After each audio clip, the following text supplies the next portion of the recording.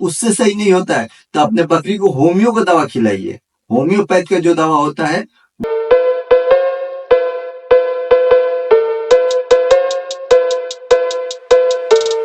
अस्सलाम वालेकुम गाइस, इसके पहले मैंने वीडियो बनाया था पार्ट 1, जिसमें कि आप लोगों को टोटल कैलकुलेशन गोट फार्मिंग का मैंने बताया था कि आप किस तरह करिएगा तो आपको लॉस होगा या लाभ होगा। तो वो वीडियो बड़ा होने की वजह से इस वीडियो को 2 भाग में बांटा गया, जो कि पहला आप लोग देख लिए हैं, ये दूसरा भाग आज मैं बना रहा हूं। तो इससे क्या है, पहला भाग में आपको मैंने कैलकुलेशन दिखाया, उसमें आप खुद समझ सकते हैं कि आप लॉस करिएगा या लाभ करिएगा। लेकिन आज जो मैं वीडियो बना रहा हूं, इस वीडियो को आप ध्यान से देख लीजिएगा बिना स्किप किए हुए। तो गॉड फार्मिंग करने अगर जा रहे हैं तो इस वीडियो को ध्यान से देखिए, और ध्यान से देखने के बाद उसी तरह से कीजिएगा, तभी आप सक्सेस होइएगा। क्योंकि बहुत सारे फार्मर भाई जो सक्सेस हैं वो इसी वजह से सक्सेस हैं। किस वजह से? कि ये जो आज मैं आप लोग को बताने जा रहा हूं, इस तरह जो किया है वही सक्सेस है, नहीं तो इसके अलावा कोई सक्सेस नहीं है। तो देखिए, सबसे पहले आपको क्या करना होगा, 3 या 4 बकरी आप ला के रख लीजिए, ताकि उसके साथ रहकर आपको हैबिट हो सके, आपको उन लोगों का एक्टिविटी समझ में आ सके, या कब क्या प्रॉब्लम होता है उसका नॉलेज आपको हो सके। इसलिए मैं बोल रहा हूँ 2 या 3 बकरी या 4 बकरी आप पहले ला लें। और ज्यादा बकरी लाने के पहले आपको एक काम करना होगा, जैसे कि आप 20 बकरी का टारगेट लिए हैं, तो उसके पहले 3 महीना पहले आपको ये काम करना होगा। ये नहीं कि बकरी ला लिए खरीद के उसके बाद ये काम किए फिर आप लॉस पे चले जाइएगा। सबसे पहले आपको उन लोगों का हरा चारा का व्यवस्था करना होगा। अब हरा चारा का व्यवस्था किस तरह आपको करना होगा, जैसे आपके पास खेत है तो सबसे पहले आप हरा चारा उसमें बो दीजिए, जो सीजन वाइज चारा होता है। क्योंकि हर सीजन में तो अलग अलग चारा लगता है, सर्दी में अलग, गर्मी में अलग, बरसात में अलग। तो जैसे ठंडी के टाइम में, सर्दी के टाइम में बारसीन का यूज किया जाता है, बारसीन बोया जाता है। ठीक उसी तरह मक्का का, सरसों का और बाजरा का और मक्खन घास एक आता है उसका, इस सब का अलग अलग टाइमिंग होता है। तो उस टाइम पे उन लोगों का चारा आप बोना स्टार्ट कर दीजिएगा। ठंडी के टाइम में बरसीन बोना स्टार्ट कर दीजिएगा, उसी तरह हर चारा को उसके सीजन वाइज आप बोना स्टार्ट कर दीजिएगा। इससे क्या है कि आपको ज्यादा मात्रा में अनाज खिलाने की जरूरत नहीं पड़ेगी, और आप सिर्फ हरा चारा देकर उन लोगों का खूब अच्छा से उन लोगों का हेल्थ का आप ध्यान रख सकते हैं, और वो पूरा खाकर मस्त रहेंगी। इसमें आपका ज्यादा खर्च आएगा नहीं। एक बार जैसे बरसीन बोआ गया तो एक बार काटिएगा फिर हो जाएगा, एक फिर दोबारा काटिएगा फिर वो हो जाएगा। तो उससे क्या है, आपका वो कोई नहीं चलेगा। और अभी जब वो थोड़ा रहेगा ही तब तक आप दूसरा चारा बो दीजिएगा। तो ये सीजन वाइज चारा हुआ। और एक चारा, या फिर एक आता है ऑल टाइम चारा, जो हर टाइम में रहता है, जैसे नेपियर हो गया। नेपियर क्या है, वो एक बार लगा दीजिएगा तो 4 साल तक रहेगा। अगर एक बार लगा दिए तो 4 साल तक रहेगा, और उसके लगाने के ठीक 6 महीना बाद आप उसको काट के खिलाने लगिए, होते रहेगा। नेपियर घास जो होता है वो 4 साल तक रहेगा, और खर्च उसमें कुछ भी नहीं है, उतना खर्च नहीं है, एकदम हल्का फुल्का थोड़ा पानी का लगेगा और हल्का खाद उद का लग जाएगा। खाद भी आपको खरीदना नहीं पड़ेगा, क्योंकि खाद तो आपका बकरी से ही हो जाएगा, जो बकरियों का गंदगी निकलता है तो उसी से आपका खाद हो जाएगा। तो आप दाना से तो बचें, जो कि आज की डेट में जो दाना इतना कॉस्टली आता है। दाना में जैसे आपका हो गया चना चुन्नी, हो गया दर्रा, हो गया मक्की का, जौ का दर्रा हो गया, या फिर चोकर हो गया, इन सब चीज का तो पूर्ति आप हरा चारा से ही कर लीजिएगा। फिर आपको ये सब सामान देने का जरूरत नहीं है, उतना खिलाने का जरूरत नहीं है। बस लास्ट रात के टाइम में थोड़ा सा सूखा चना दे दिए, बस हो जाएगा। खिलाइए आप ये चारा, हरा चारा, उससे अच्छा कुछ भी नहीं है, हरा चारा से अच्छा कुछ भी नहीं है। तो आप इस दाना के खर्च से बच जाइएगा।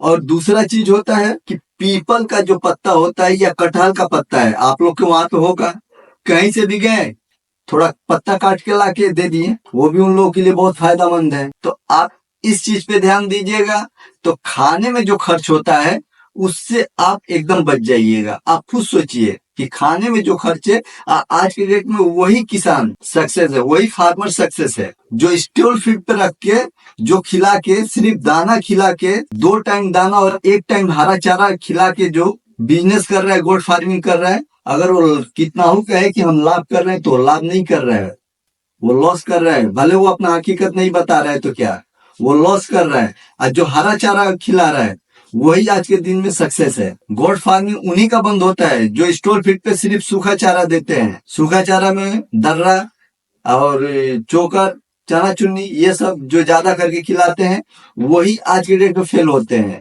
ज्यादातर। हाँ दीजिए, लेकिन 1 टाइम दीजिए, सिर्फ रात के टाइम में, शाम के टाइम में बस दे दीजिए। और वो भी वो लोग हरा चारा इतना खा ली रहेंगे कि वो ज्यादा वो खाएंगी नहीं, हल्का फुल्का खा लेगी, उसी में वो मस्त हो जाएंगे, तो ज्यादा आपका वो दाना भी नहीं लगेगा। तो इसलिए आप इस चीज पे ध्यान दीजिए। और आपका रहा दवा का सवाल कि दवा, तो वैक्सीनेशन तो आपको कराना ही होगा। हाँ, कम खर्च में अगर निकलना है तो अगर बकरी बीमार होती है तो सबसे पहले आप घरेलू नुस्खे जो होते हैं उसको अपनाइए। होम्योपैथ का दवा जो है कि आपको कम खर्च में हो जाएगा और उसका कोई साइड इफेक्ट नहीं होगा। तो आप दवाई खर्च में भी, वहां भी आपका पैसा का बचत है। और एक चीज कि बकरियों का रख रखाव, ये सबसे ज्यादा मायने रखता है। अगर आपका रख रखाव बकरियों का सही है तो आपकी बकरियां बीमार बहुत कम पड़ेंगी। 100% में 10% ही बीमार पड़ेंगी, क्योंकि अगर आपका रख रखाव का तरीका सही है तो। और एक चीज कि आप लोग मेरे चैनल को देखते तो हैं लेकिन सब्सक्राइब नहीं करते हैं। मैं बार बार यही बात बोलता हूँ कि आप ही लोग से हम हैं। आप लोग मेरे चैनल को सब्सक्राइब कीजिए, ताकि आप लोग सब्सक्राइब कीजिएगा तो बहुत ऐसे फार्मर भाई हैं जहां तक मेरा वीडियो पहुंचेगा और जिनको इन वीडियो की जरूरत होगी। आप लोग अगर मेरा सपोर्ट नहीं कीजिएगा तो फिर हम किसी और का सपोर्ट नहीं कर पाएंगे, क्योंकि मेरा वीडियो उन तक नहीं पहुंच पाएगा। जो आदमी ट्रेनिंग नहीं कर पाते हैं, जिनका पैसा का अभाव या टाइम का अभाव है और ट्रेनिंग नहीं कर पाते हैं, उन तक कम से कम मेरा वीडियो पहुंचे, ताकि उन लोग का भी, आप लोग के जरिए उन लोग का भी भला हो सके। तो आप लोग सिर्फ हम लोग के बारे में, अपने बारे में नहीं, आप दूसरे के बारे में भी सोचिए, ताकि आप लोग के एक लाइक और सब्सक्राइब से क्या पता किसी और के पास मेरा वीडियो पहुंच जाए। तो आप लोग प्लीज करके, आप लोग से रिक्वेस्ट है कि मेरे वीडियो को सब्सक्राइब और लाइक करिए और शेयर करिए, ताकि किसी का भला हो सके। मैं इसीलिए वीडियो बना रहा हूं, ताकि आप लोगों को नॉलेज मिल सके, आप लोग कभी परेशान ना हो, आप लोग को कोई प्रॉब्लम गोट फार्मिंग में ना हो, और आप लोग अच्छा से गोट फार्मिंग करें और लाभ करें, लॉस का मुंह ना देखें। इसीलिए तो चलिए मैं बताता हूँ रख रखाव। तो सबसे बड़ा चीज रख रखाव कैसा होना चाहिए। तो रख रखाव, बकरियों को 4 भाग में बांटिए, यानी उन लोग का जो घर होता है उसको 4 भाग में बांटिए।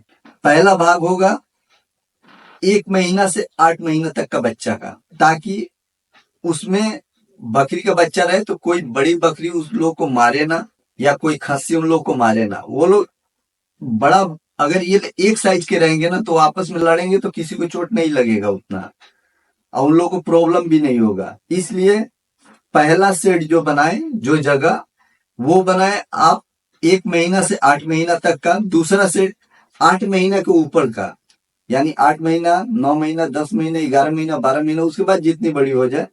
खस्सी का, सिर्फ खस्सी का बता रहे हैं कि उन लोगों का अलग कर दें। और जो 8 महीना में खस्सी और बकरी, जो 1 महीना से 8 महीना में रखिएगा पहला सेट, उसमें खस्सी और पाठी दोनों ही रहेगा। 8 महीना 9 महीना के बाद तो पाठी को आपको अलग कर देना होगा, क्योंकि 9 महीना 10 महीना के बाद वो क्या होगा, क्रॉस हो जाएगी। 1 से 8 महीने का हो गया और 8 साल 8 महीना के ऊपर का हो गया, ठीक है। आज जितनी गाभिन बकरियां हैं, तीसरा सेट जो बनाइएगा वो सिर्फ गाभिन बकरियों के लिए बनाइएगा, जिसमें सिर्फ गाभिन बकरियां रहेंगी। और चौथा जो सेट होगा वो होगा ब्रीडर के लिए, क्योंकि ब्रीडर को कभी भी अकेले रखिएगा, अलग रखिएगा, क्योंकि उन लोगों के साथ रहेगा तो कभी बकरियों को मार देगा, गाभिन बकरियों को, या बकरी लोग को परेशान करेगा। तो 4 सेट आपको इस तरह बनाना है।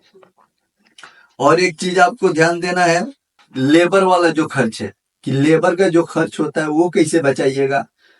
तो देखिए, लेबर का खर्च बचाने के लिए आप सबसे पहले जो शेड आप बनाइएगा, तो जो बांस का फट्टा का होता है उसका इतना हाइट कर दीजिएगा। बहुत से लोग आदमी चौकी लगाते हैं, लेकिन चौकी लगाने में तो आपको खर्च ज्यादा आ जाएगा, लेकिन बांस का फट्टा को एक एक जगह सटा के अगर आप शेड बनाते हैं तो उसका ऊंचाई कम से कम 4 फुट रखिएगा या 3 फुट रखिएगा ऊंचाई, जिस पे कि वो लोग रहें। उससे क्या होगा कि अमोनिया गैस से भी वो लोग बची रहेंगी। जो लेडी और जो पेशाब करेंगी वो उसके रास्ते नीचे गिर जाएगा। जब वो नीचे गिर जाएगा तो रोजाना आपको साफ करने का जरूरत नहीं है, आप सप्ताह में 1 दिन साफ कर दीजिएगा, सही हो जाएगा। तो इसके लिए आप जो रोजाना साफ करने के लिए एक लेबर रखिएगा, वहां पे आपको लेबर रखना नहीं पड़ेगा साफ करने के लिए। उस सप्ताह में आप ही 1 दिन उसको सफा कर दीजिएगा। और उसमें एक चीज और करना है कि आप सीसीटीवी कैमरा लगा दीजिए, ताकि आप कहीं भी रहें, आप अपने बकरियों का एक्टिविटी देखते रहे, आपकी बकरियां कैसी है देखती रहे, कहीं भी बैठे रहे, कहीं घूमने गए देखते रहे। उन लोग खाना दे दीजिए, चरा दीजिए, अगर चराई है तो चरा दीजिए और उन लोग को दे दीजिए, वो आपकी नजर में रहेगी। वहां पे हमेशा एक लेबर का रहना जरूरी नहीं रहेगा। आप जब भी देखिएगा कोई प्रॉब्लम होगा तो आप सीसीटीवी कैमरा में आप देख सकते हैं। तो सीसीटीवी कैमरा में सिर्फ एक ही बार खर्च होगा, लेबर में तो हर महीने खर्च है। तो इस तरह आप लेबर का खर्च बचा सकते हैं। और एक चीज, मान लीजिए आपके पास जमीन नहीं है तो आप चारा कहाँ से लगाइएगा, ये भी सवाल हो सकता है कि आपके पास जमीन नहीं है तो आप चारा कहाँ से लगाइएगा। तो उसके लिए आपको बकरियों को चराई पे रखना होगा, पूरे दिन चराना होगा और रात को एक बार सिर्फ सूखा चारा देकर उन लोगों को छोड़ देना होगा। तो इस तरह कीजिएगा, तब जाके आपको लाभ होगा। अन्यथा सिर्फ यूट्यूब का वीडियो देखकर करिएगा तो नहीं हो पाएगा, क्योंकि मैं अपने फार्म में ये सब काम करता हूँ। मैंने कैमरा भी लगा रखा है, क्योंकि मेरे फार्म में मैंने कोई लेबर नहीं रखा है, मैं खुद करता हूँ अकेले। घर में मेरी वाइफ भी कभी टीवी में देखते रहती है, अगर कभी आवाज होता है तो टीवी में साउंड भी आ जाता है, तो इससे मालूम हो जाता है कि कौन बच्चा चिल्ला रहा है। फिर हमको बता देती है कि ऐसा ऐसा प्रॉब्लम है, तो हम जाके देख लेते हैं। घर में टीवी लगा दिए और टीवी के अंदर सीसीटीवी कैमरा फिट कर दिए हैं, उसका कनेक्शन कर दिए हैं, तो 24 घंटा मेरे घर में वो चलते रहता है। कोई प्रॉब्लम होता है टीवी में दिख जाता है, एकदम बकरी एकदम नजर के सामने रहती है, वहां पे हमको लेबर रखने का जरूरत ही नहीं है। तो आप लोग भी इस तरह करें ताकि आप लोग का भी पैसा बचे। अब इससे आप अंदाजा लगा सकते हैं कि हाँ आपका पैसा बचेगा कि नहीं बचेगा, आप खुद अंदाजा लगा लीजिए। इस तरह कीजिए, 110% आपका पैसा बचेगा। यही कहना था। और एक चीज कि जो आदमी मेरा पहला पार्ट नहीं देखे वो पहला पार्ट देख लें, तभी जाके दूसरा पार्ट उनको समझ में आएगा। और फिर आपसे लोग से एक बार रिक्वेस्ट करता हूँ कि मेरे वीडियो को लाइक और सब्सक्राइब जरूर करिए। आप लोग से यही रिक्वेस्ट है, ताकि मेरा वीडियो दूर दूर तक पहुंच सके। अस्सलाम वालेकुम, दुआ में याद रखिएगा।